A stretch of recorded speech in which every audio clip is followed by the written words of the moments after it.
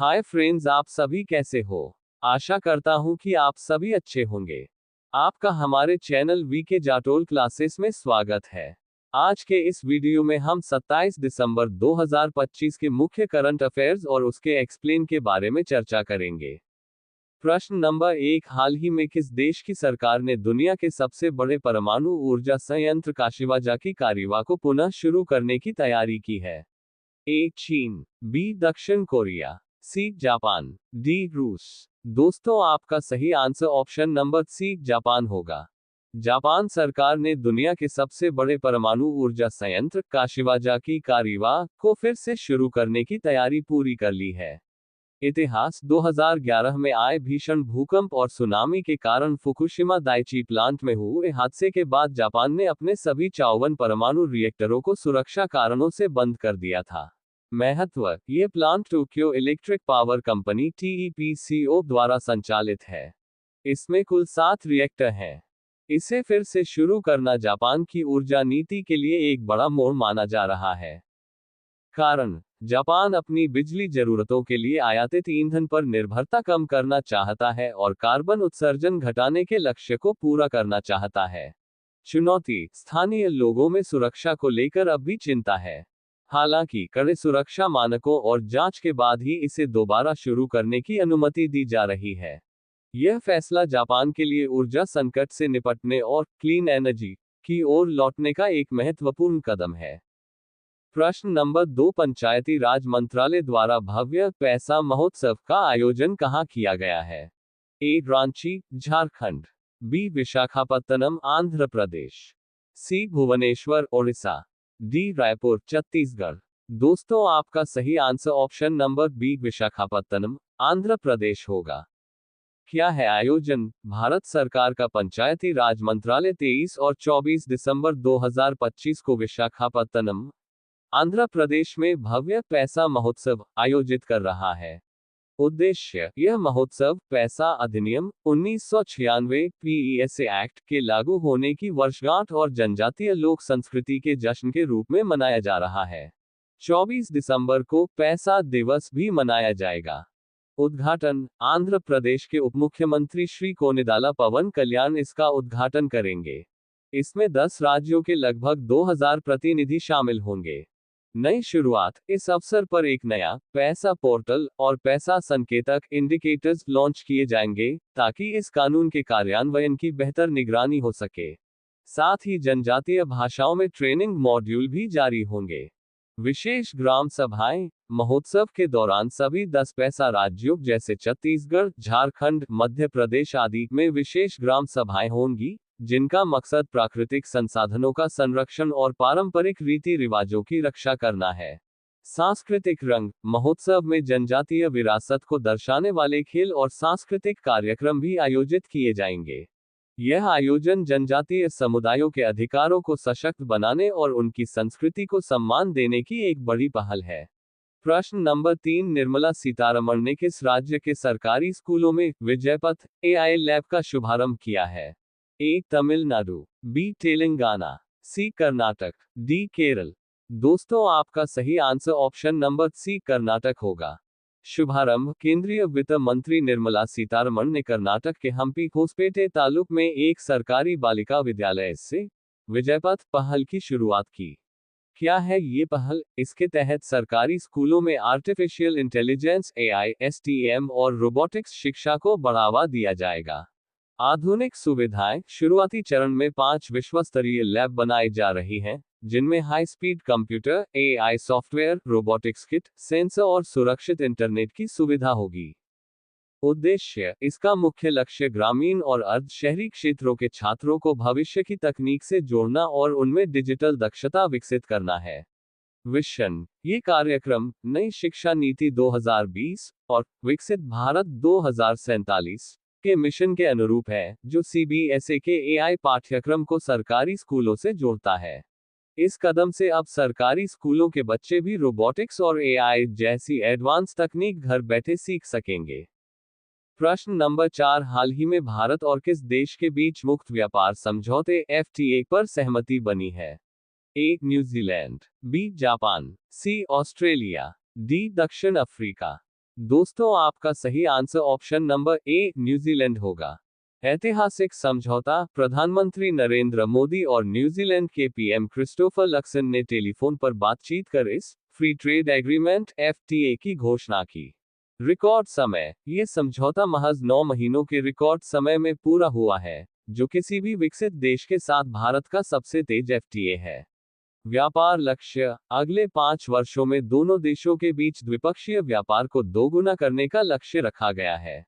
बड़ा निवेश। न्यूजीलैंड अगले 15 वर्षों में भारत में $20 अरब का निवेश करने पर सहमत हुआ है। Zero tariff. भारत के 100% निर्यात को न्यूजीलैंड के बाजार में जीरो टैरिफ बिना किसी शुल्क पर पहुंच मिलेगी। छात्रों और युवाओं के लिए समझौते के तहत 5,000 प्रोफेशनल्स के लिए एंट्री वीजा और 1,000 वर्क एंड हॉलीडे वीजा का कोटा दिया गया है। साथ ही पोस्ट स्टडी वर्क वीजा से छात्रों को लाभ होगा। कृषि में सहयोग। न्यूजीलैंड भारत में सेब, कीवी और शहद के लिए सेंटर ऑफ एक्सीलेंस बनाकर किसानों की मदद करेगा। ये भारत का पिछले कुछ वर्षों में 7वां बड़ा व्यापार समझौता है, जिससे आईटी, शिक्षा और कृषि जैसे क्षेत्रों में नए अवसर खुलेंगे। प्रश्न नंबर 5। $700 अरब की नेटवर्थ हासिल करने वाले पहले इंसान कौन बने हैं? A Jeff Bezos, B Bill Gates, C Warren Buffett, D Elon Musk. दोस्तों आपका सही answer option number D Elon Musk होगा। प्रश्न नंबर 6। प्रधानमंत्री नरेंद्र मोदी ने हाल ही में किस राज्य के डिब्रूगढ़ में 10,601 करोड़ रुपए की लागत वाले फर्टिलाइजर प्लांट का उद्घाटन किया है? ए असम, बी बिहार, सी पश्चिम बंगाल, डी ओडिशा। दोस्तों आपका सही answer option number A Assam होगा। प्रधानमंत्री नरेंद्र मोदी ने 21 दिसंबर 2025 को असम के डिब्रूगढ़ जिले के नामरूप में एक विशाल अमोनिया यूरिया फर्टिलाइजर प्लांट का शिलान्यास किया। लागत और क्षमता। इस प्रोजेक्ट पर 10,601 करोड़ रुपए का निवेश किया जा रहा है। यह प्लांट हर साल 12.7 लाख मीट्रिक टन यूरिया का उत्पादन करेगा। निर्माण। इसे Assam valley fertilizer and chemical company limited AVFCCL द्वारा विकसित किया जा रहा है, जो कई सरकारी कंपनियों और असम सरकार का एक संयुक्त उपक्रम जॉइंट वेंचर है। लक्ष्य। इस प्लांट का मुख्य उद्देश्य भारत को खाद्य फर्टिलाइजर के क्षेत्र में आत्मनिर्भर बनाना और यूरिया के आयात पर निर्भरता कम करना है। कब होगा शुरू? यह अत्याधुनिक प्लांट 2030 तक पूरी तरह चालू होने की उम्मीद है। इस प्रोजेक्ट से पूर्वोत्तर भारत के किसानों को सस्ती और समय पर खाद मिलेगी, जिससे क्षेत्र में औद्योगिक विकास और कृषि को भारी मजबूती मिलेगी। प्रश्न नंबर 7। T20 अंतर्राष्ट्रीय क्रिकेट में 4,000 रन पूरे करने वाली पहली भारतीय महिला क्रिकेटर कौन बनी है? ए हरमनप्रीत कौर, बी मिताली राज, सी स्मृति मंधाना, डी शेफाली वर्मा। दोस्तों आपका सही आंसर ऑप्शन नंबर सी स्मृति मंधाना होगा। प्रश्न नंबर 8। हाल ही में transformational leader of the year award किसे प्रदान किया गया है? ए सौरव गांगुली, बी जय शाह, सी रोजा बिन्नी, डी अनुराग ठाकुर। दोस्तों आपका सही answer option number B Jay Shah होगा। प्रश्न नंबर 9। हाल ही में किस राज्य सरकार ने कावेरी बेसिन में स्मूथ कोटेड ऊदबिलाव के संरक्षण के लिए एक विशेष पहल का अनावरण किया है? A Kerala, B Karnataka, C Tamil Nadu, D Andhra Pradesh. दोस्तों आपका सही answer option number C Tamil Nadu होगा। तमिलनाडु सरकार ने कावेरी नदी बेसिन में स्मूथ कोटेड ऊदबिलाव स्मूथ कोटेड ऑटर्स की सुरक्षा के लिए एक विशेष संरक्षण कार्यक्रम शुरू किया है। क्षेत्र। ये पहल कावेरी डेल्टा के तंजावुर, तिरुवारूर और कुडालोर जिलों में लागू की जाएगी। उद्देश्य। इसका मुख्य लक्ष्य ऊदबिलावों की आबादी का अध्ययन करना, उनके प्राकृतिक आवास हैबिटेट्स में सुधार करना और स्थानीय मछुआरों व ऊदबिलावों के बीच होने वाले संघर्ष को कम करना है। बजट। इस परियोजना के लिए कुल 20 लाख रुपए की मंजूरी दी गई है, जिसमें से 10 लाख रुपए वित्त वर्ष 2025-26 के लिए आवंटित किए गए हैं। महत्व। स्मूथ कोटेड ऊदबिलाव को IUCN की रेड लिस्ट में वल्नरेबल संवेदनशील श्रेणी में रखा गया है और भारत में इसे वन्यजीव संरक्षण अधिनियम 1972 की अनुसूची I के तहत सुरक्षा प्राप्त है। ऊदबिलाव को इंडिकेटर स्पीशीज माना जाता है, यानी इनकी मौजूदगी स्वस्थ जल पारिस्थितिकी तंत्र फ्रेशवाटर इकोसिस्टम का प्रतीक है। तमिलनाडु सरकार का ये कदम कावेरी बेसिन की जैव विविधता को बचाने और ताजे पानी के इकोसिस्टम को पुनर्जीवित करने की दिशा में एक बड़ा प्रयास है। प्रश्न नंबर 10, हाल ही में भारत ने किस देश के साथ संबंध मजबूत करने के लिए 3 क्विक इम्पैक्ट प्रोजेक्ट्स प्रदान किए?